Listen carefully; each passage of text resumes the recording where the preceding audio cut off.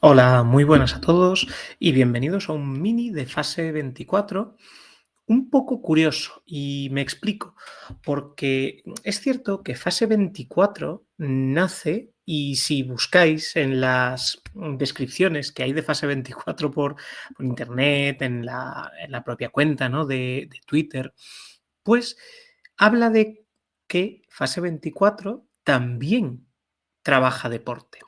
¿Y qué es lo que pasa?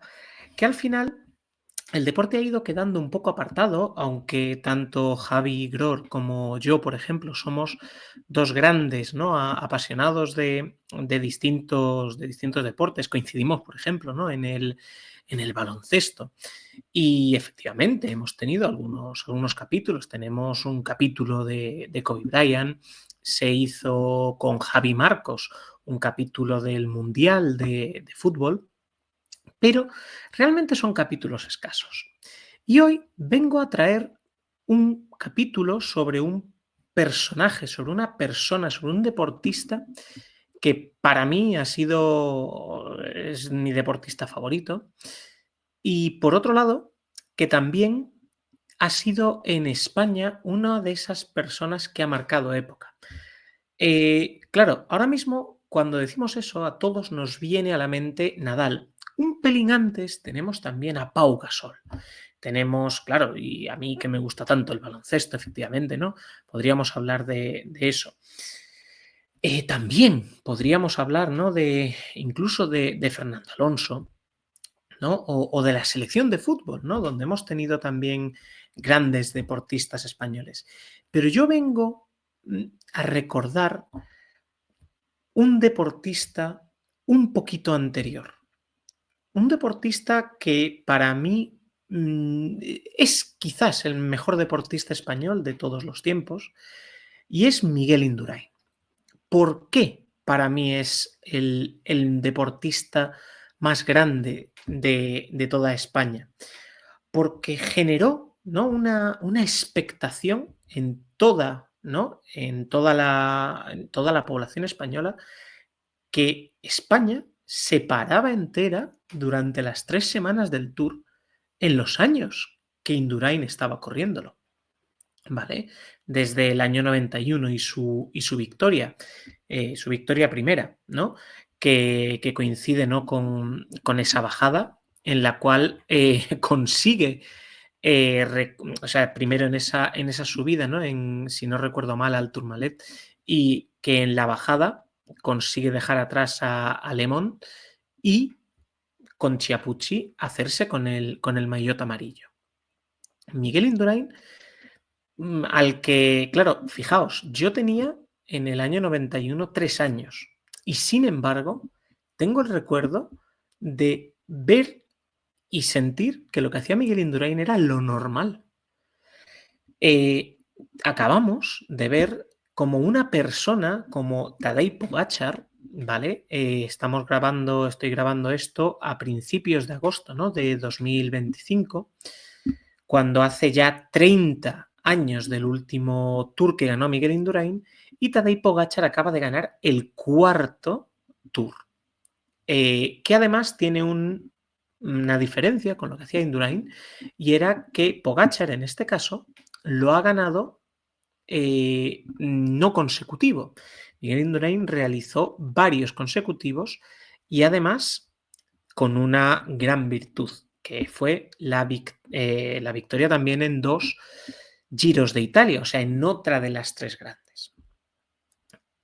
Lo digo para poner en equivalencia lo que es Miguel Indurain en este deporte en particular y luego, ¿no?, en lo que es en el deporte, por ejemplo, español. Porque yo también recuerdo cómo los años que Nadal jugaba, ¿no?, Roland Garros, todo se paraba. Todo el mundo estaba pendiente de nuestro queridísimo Nadal. Rafa Nadal ha sido, yo creo que es uno de los que puede, yo personalmente es que le tengo mucho cariño a Indurain, pero Rafael Nadal, Miguel Indurain, Pau Gasol son en el deporte masculino español las personas que pueden optar a estar en ese podio prácticamente sin dudar. Habrá gente que deje a alguno de estos fuera, pero lo son. Son personas absolutamente extraordinarias en lo físico, en lo mental y en lo personal. Y por eso quería traéroslo, porque estamos hablando de una persona que está en el Olimpo del ciclismo mundial junto a personas como Eddy Merckx, ¿vale? Que es conocido como el caníbal porque quería ganarlo todo, es uno de los corredores que más victorias tiene. O, por ejemplo, ahora mismo ya se está hablando de que Tadej Pogačar, que es todavía muy joven, tiene mucho margen de mejora y de poder conseguir superar el récord de 5 tours que tiene, bueno, Miguel Indurain, Bernard Hinault y Eddy Merckx, por ejemplo. ¿Vale? ¿Quién es Miguel Indurain Larraya? Pues es un ciclista, ¿vale? Español que actualmente tiene 61 años, ¿vale? Nacido en Villava, él es navarro, ¿vale? Del año 64, 16 de julio, cosa que además coincidía, ¿no? Hacía que su cumpleaños estuviera siempre, ¿no? en el Tour. Y realmente es una persona, ¿no? Que primero probó varios deportes. Estamos hablando de una persona que tiene 1,88, si no me falla la memoria, de altura, con lo cual es una altura bastante considerable, ¿vale? Además, si alguno tiene en mente su imagen, su fotografía, es una persona también bastante, en ese sentido, voluminosa. Cosa que, por ejemplo, no es lo más característico en los escaladores, por ejemplo, en el ciclismo. Bueno, Miguel Indurain llega al ciclismo profesional en el año 1984 porque en aquella época en los Juegos Olímpicos, ¿no? Bueno, en muchos deportes, en los Juegos Olímpicos solo iban deportistas amateurs, o sea, no profesionales. Recordemos, por ejemplo, que es el año 92 cuando el Dream Team de baloncesto estadounidense es el primer equipo profesional, ¿no? de jugadores de baloncesto americanos que va a los Juegos Olímpicos. Pues en el caso del deporte, del deporte del ciclismo, también pasaba, por ejemplo, en el año 84 en Los Ángeles, donde, por cierto, España en baloncesto consiguió la plata, que es el máximo que tenemos, ¿no? Junto a la otra plata que conseguimos en época, ¿no? de Pau Gasol, de Navarro y nuestra generación dorada, que ganó además un mundial. El otro mundial, recordemos que ha sido posterior. Estoy a punto de hacer un mini sobre baloncesto dentro de un mini de ciclismo, pero lo vamos a evitar rapidísimamente. En este momento lo ficha el equipo Reynolds. Aquí en el equipo Reynolds tenemos también una gran figura del ciclismo, como es Pedro Delgado, Perico Delgado, corredor español que ganó también un Tour de Francia, por ejemplo. Con la ayuda, en este caso, de Miguel Indurain como gregario. Bueno, en esta época, Miguel Indurain se le consideraba, ¿no?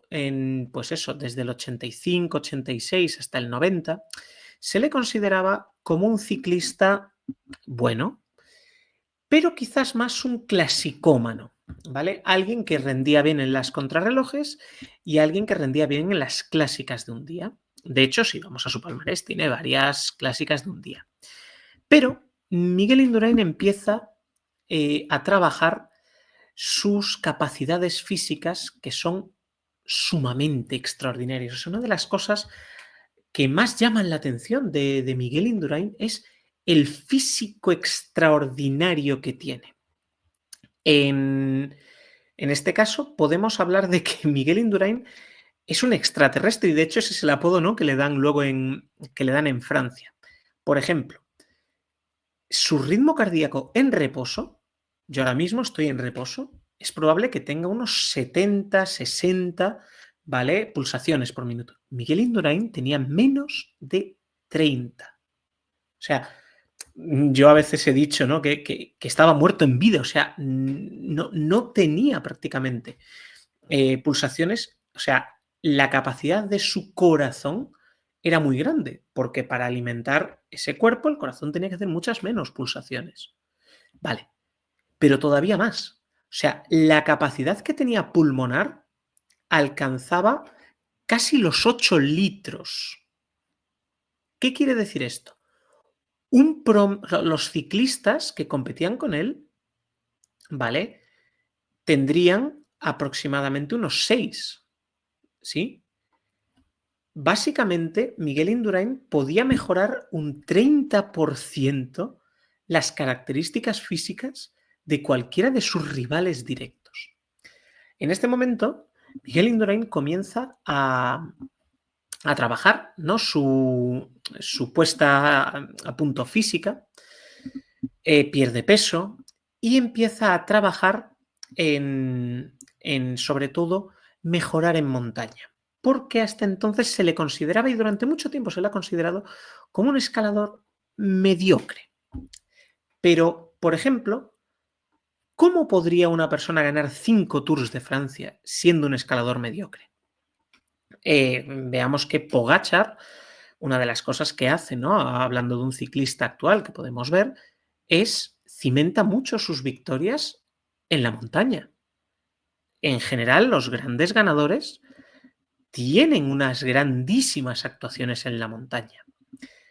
Por ejemplo, si recordamos la época de Chris Froome, efectivamente iba con el trenecito del Sky, ¿no? El Sky trabajaba mucho para su líder, pero realmente yo recuerdo etapas donde llegaban Geraint Thomas y Chris Froome, los dos a la cima en montaña.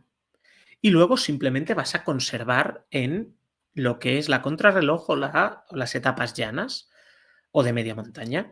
Contador era un muy buen escalador. Otro corredor español que ha ganado Tours, Bahamontes, era el mejor, el Águila de Toledo, el mejor escalador que ha tenido España.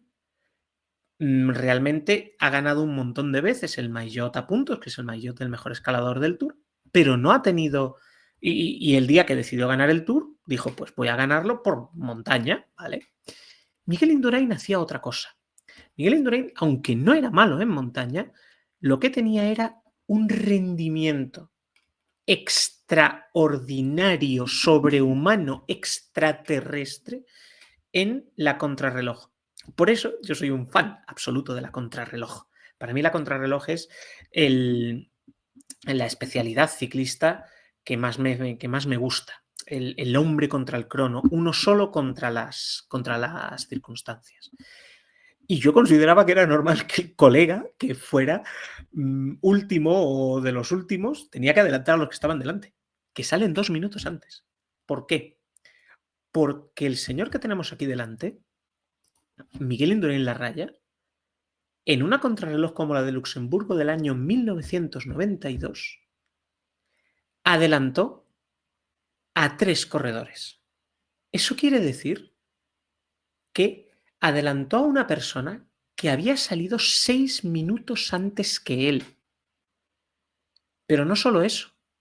No es que los 3 que fueran delante fueran muy malos en contrarreloj, que podría darse la casualidad. Porque, por ejemplo, lo hemos visto en este último Tour de Francia, como, si no recuerdo mal, Remco Evenepoel llegando a la meta en una contrarreloj más corta de unos 30 kilómetros, las de la época de los 90 eran de 60, ¿vale? Cómo adelantaba a uno, ya rayando la meta, cuidado. Indurain adelantó a su tercero llegando a la meta. Big Mig. O sea, el Mig grande. O sea, le consideraban un avión, un extraterrestre. ¿Por qué? Porque a los que venían por detrás, a otros especialistas, a otros corredores buenos, les sacaba 3, 4 minutos. Estamos hablando de una persona que cogía literalmente, como se dice en ciclismo, minutadas en lo que es el espacio de la contrarreloj, y luego en montaña no tenía necesidad de ganar, sino solamente de controlar o hacer ataques, no ataques como estamos viendo a Pogačar, por ejemplo, como hemos visto a los escaladores clásicos, explosivos, que quieren romper la carrera. Miguel Indurain era un diésel, era un corredor que ponía la locomotora y con un ritmo constante, machacón, machacón, machacón, los dejaba a todos atrás. ¿vale? Por ejemplo, otra contrarreloj también muy, muy poderosa que hizo Miguel Indurain fue la del Tour del 94 en Bergerac. Le apodaron Tirano de Bergerac, o sea, como la famosa obra de Cyrano, porque durante 64 kilómetros hizo más de 50 kilómetros por hora. 50 kilómetros por hora. ¿Vale? O sea, una verdadera locura. Eh, Luego en montaña tampoco era malo, porque por ejemplo, en el año 91, en la etapa del Tourmalet, como he dicho antes, Greg LeMond atacó, ¿vale? Y Miguel Indurain simplemente mantuvo su ritmo, le alcanzó y en el descenso Miguel Indurain, ni corto ni perezoso, a 80, 100 kilómetros por hora, se lanzaba, no a tumba abierta, porque era un bajador también muy bueno, consiguiendo ventaja, ¿vale? Como alguna de estas veces que hemos visto a Chris Froome en años pasados, ¿no? Ganando ventaja, un minuto, unos 50 segundos en la bajada, espera a Claudio Chiappucci y coge tiempo contra el resto. Extraordinario. Pero es que, por ejemplo, no le hacía falta ganar. La etapa de la Plagne del año 95, Miguel Indurain, con Alex Zule, que era su rival ese año, Zule llevaba 4 minutos de ventaja y básicamente estaba vistiendo el maillot virtual, o sea, estaba siendo líder virtual. Si acabara la carrera en ese momento, se vestiría de amarillo. Miguel Indurain se puso a ritmo, toda la gente del pelotón se fue quedando y le recortó tiempo a Alex Zule, que terminó ganando, pero le recortó 3 minutos. O sea, simplemente con su propio esfuerzo, ¿vale? Otakam en el 94, aunque Otakam en el 96 es un fracaso de Indurain, ¿no? Porque en el año 96 no estaba en su mejor forma en ese momento, pero en el 94, en Otakam, también hizo una exhibición dejando a escaladores como Marco Pantani con la cara a cuadros, a Tommy Rominger, que no podían con él. O sea, espectacular. Era una persona que tenía unas capacidades físicas extraordinarias, que cogía la contrarreloj y ganaba. Pero esto no es únicamente en lo que es el Tour de Francia, sino que en el Giro hizo prácticamente lo mismo. Porque en el año 92, después de haber ganado su primer Tour, fue al Giro a prepararse y se lo llevó. Porque en la primera, pues efectivamente lo que hizo fue sacar de nuevo en la contrarreloj del Santos Eport, en la etapa 3, sacar una minutada al resto de corredores y asegurarse la maglia rosa. Y se acabó. No hubo más. Pero es que al año siguiente, en el 93, repite. Y es en el Sestier contra Ugrumov, que le dio muchísima guerra, cuando en la etapa 19, de 21 que tiene, termina aplastando a sus rivales. Miguel Indurain no solo hizo esto, ¿vale? Sino que se convirtió, hizo también el récord de la hora. Actualmente es algo que está muy olvidado, pero es cuánta distancia puedes recorrer en una hora. Miguel Indurain lo hizo con su famosa espada, la espada, la bicicleta que le hizo Pinarello específica, ¿no? Para él, adaptada a sus condiciones físicas. Hay quien dice, creo recordar, ¿no? que a él no le gustaba demasiado la espada, pero en cualquier caso la utilizó aquí, la utilizó en el Mundial de Contrarreloj, que si no recuerdo mal este es el del 95, ¿vale? Donde ganó él y quedó Olano segundo. Digo esto también porque Abraham Olano, Miguel Indurain no llegó a ganar nunca el Mundial en ruta, si ganó el de Contrarreloj, porque él hizo un trabajo muy específico para que ganara Abraham Olano y que fuera España la que se llevara el Mundial. Y en el año 96 digámoslo así, Miguel Indurain desaparece, ¿no? Después de haber llegado en el 85, en el año 96 desaparece de la élite. ¿Podría haber llegado a más? Sí, yo estoy seguro, pero no se sintió cómodo en el Tour. Le obligaron a correr la Vuelta a España contra su voluntad y fijémonos, había ganado, si no recuerdo mal, la Dauphiné, ¿vale? Y, por ejemplo, había ganado también el oro contrarreloj de Atlanta 96. Esto es importante porque hasta entonces no había podido correr. Por ejemplo, en el año 92 en Barcelona el Tour no le dejó correr porque las fechas coincidían las fechas de aquella manera, porque, si no recuerdo mal, el domingo el lunes era día de descanso y se corría la contrarreloj y no le dejaron ir. Y Miguel Indurain, ese año 96, que se supone que es el malo, pues él ganó la medalla de oro de la contrarreloj. Bueno, creo que me estoy ya excediendo en el tiempo que es adecuado para un mini y simplemente no quería trasladar, recordar 30 años después, ¿no?, de su última victoria en el Tour, y ahora que viene un corredor como Tadej Pogačar, que tiene toda la pinta de que va a llegar a los 6 Tours, ¿vale? O mucho me equivoco. Hablamos de un ciclista extraordinario, de una persona humilde, como vemos muchas veces de Rafael Nadal. Pues Miguel Indurain era una persona humilde, era una persona tranquila. Lo sigue siendo ahora con sus 61 años. Siempre organiza una carrera que lleva su nombre, ¿no?